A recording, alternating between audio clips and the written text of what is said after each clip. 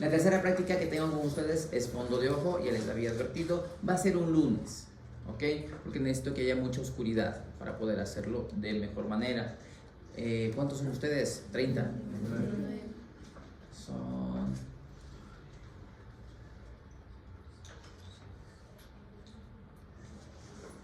¿Alguien está dispuesto a dilatarse los ojos? ¿Alguna vez le han hecho fondo de ojo a alguno de ustedes? Ya, ¿sí entienden cómo es el fondo de ojo? Se ponen unas gotitas que dilata la pupila. Esto se hace, en realidad se hace en los dos ojos, pero normalmente en las clases solamente dilato a una persona. Y si es que tengo 6 voluntarios es mucho mejor para que puedan ver todos, ¿ok? Así hacemos la práctica y la descripción y todo lo demás, ¿sí? Entonces vayan pensando quién me puede acompañar para la próxima práctica. Continúo. A nivel de la esclera, tenemos que ser un poquito más observadores cuando se trata de conjuntiva y cuando se trata de esclera. Cuando tenemos este problema, una de las formas más eficaces de saber si es que es conjuntiva o esclera es tocando la esclera y moviéndola. Eso también les voy a enseñar a hacer. Tampoco así, doctora, para sacarle el ojo. Cuando hablamos de esclera, vemos las lesiones ya de una forma muy diferente, ¿ok? Macroscópicamente una esclera yo la puedo ver generalmente de color negro o de color gris, ¿sí? Cuando yo veo una esclera de color negro, lo que está pasando es que en esta zona no hay esclera, se rompió la esclera y me está dando el color negro de la uvea. Si se acuerdan cuando vimos y salió todo negro, ya, ese negro es lo que estamos viendo aquí.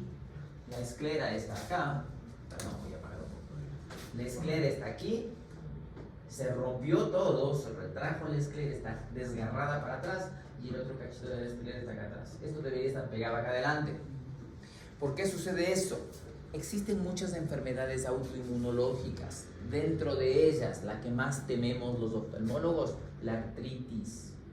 La artritis reumatoidea genera, cuando no podemos verla directamente en los ojos, genera inflamaciones que va rompiendo la esclera. A esa ruptura de la esclera se le conoce como escleromalacia.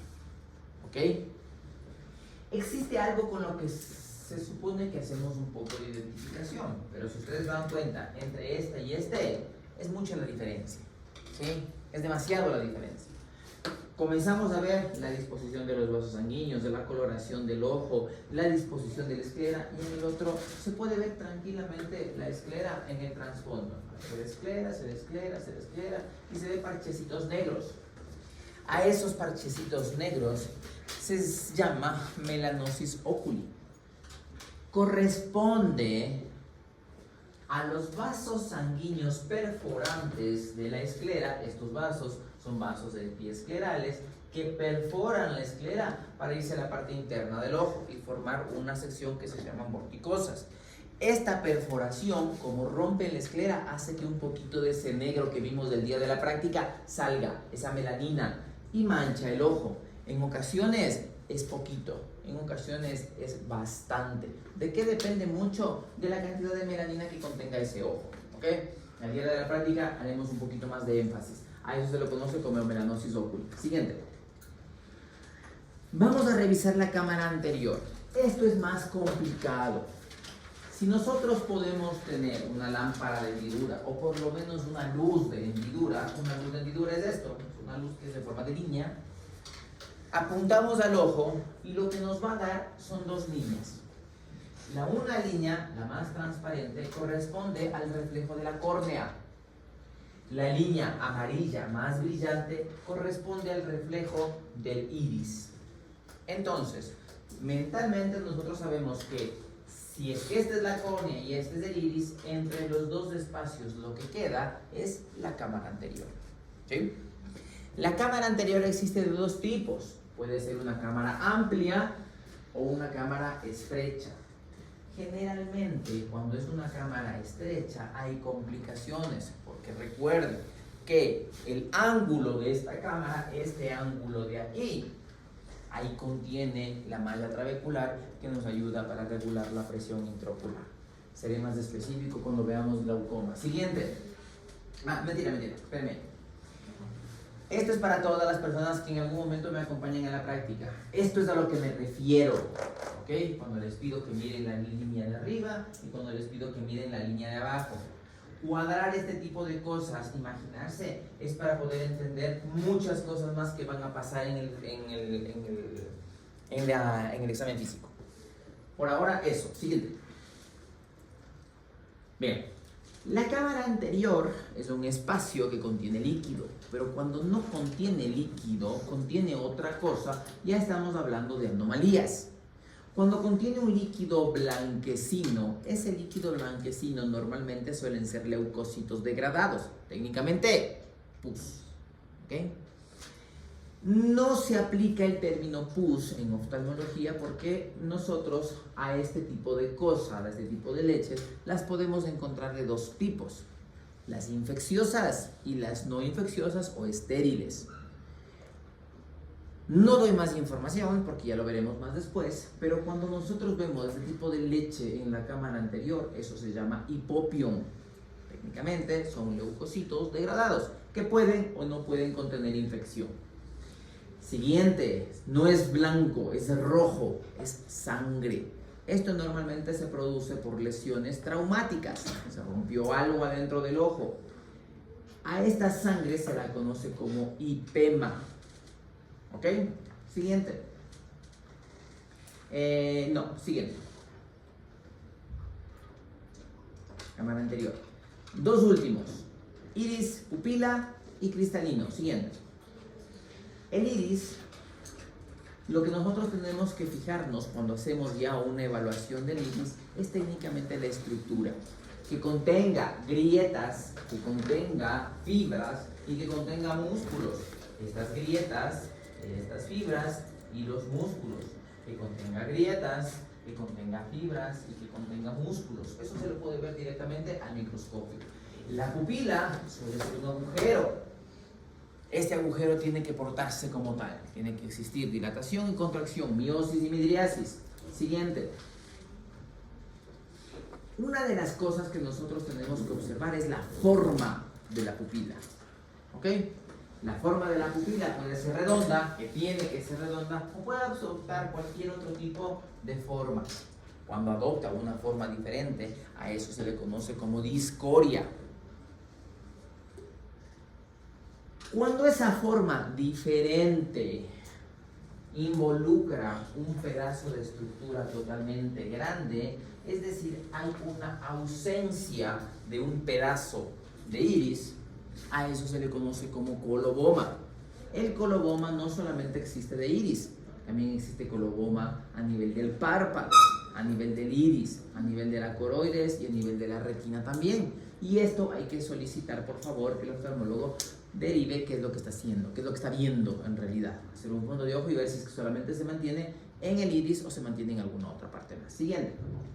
Las pupilas pueden ser únicas o varias. Cuando son varias se llaman policorias. Las policorias pueden ser congénitas o pueden ser adquiridas, ya sean por traumas, ya sean por infecciones o por un montón de cosas. Básicamente, el número de pupilas aumenta. Siguiente. La pupila también puede, si se supone que es negra, cambiar de color. A esa pupila blanca, que generalmente suele tornarse blanca, se le conoce como leucocoria. ¿Ok? Coria es pupila. El tamaño de la pupila también es significativo, sobre todo cuando una pupila se encuentra en un estado y la otra en el otro, es decir, una miosis y una midriasis. Cuando los dos tamaños de la pupila no coinciden, a eso se le conoce como anisocoria. No, iso igual coria pupila. No son pupilas iguales. Siguiente. Y por último, el cristalino. La pupila nos revela al cristalino. Así que si tenemos una leucocoria, generalmente lo que estamos viendo es la parte de atrás de la pupila, o sea, el cristalino. El cristalino puede tener varias formas en las cuales se puede lesionar. Una de ellas es el cambio de coloración. Cuando el cristalino cambia de coloración, a eso se le llama catarata. Y cuando el cristalino cambia de posición, a eso se le llama luxación del cristalino. Normalmente las luxaciones suelen ser o traumáticas o degenerativas. ¿En qué casos suelen ser degenerativas? En las colagenopatías. Menciónenme una colagenopatía.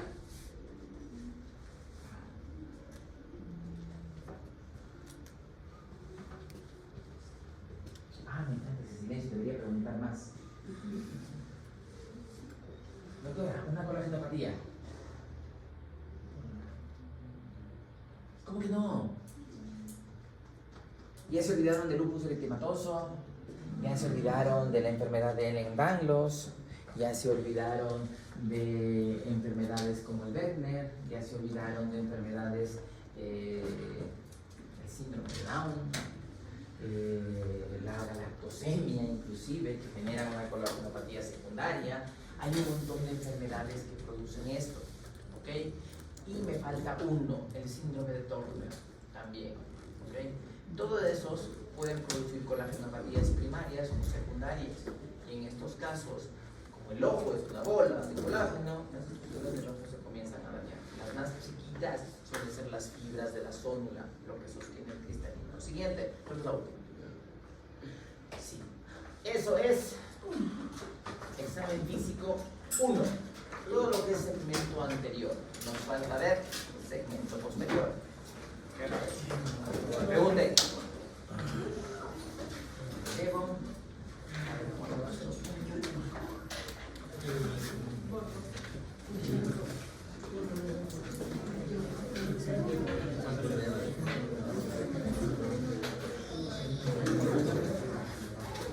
Día de mañana, evaluación. No va a la clase de examen físico para todo lo que ya hemos visto antes de hora. De eso, ¿ok? Pregunten. No va esto. Eso no. No tendré tiempo para hacer mañana. O si quieren. Le medimos anatomía.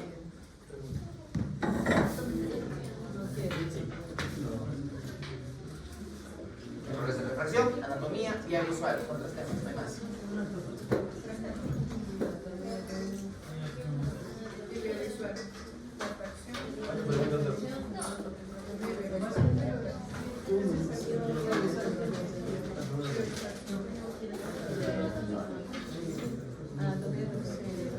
Me encantaría saber que, mira, así ahorita lo único que se puede ver, este de aquí son zonas de anclaje, entonces lo que aparenta es que simplemente se vuelve un bastón dañino, y digo simplemente porque no se vuelve otra cosa más, pero aquí encima de la córnea no puedo ver qué hay, porque si es que hay alguna lesioncita, no puedo saberlo. Estas líneas blancas no sé de qué son, si son el reflejo, si son otra cosa o lo que sea, entonces sí sería bueno evaluar.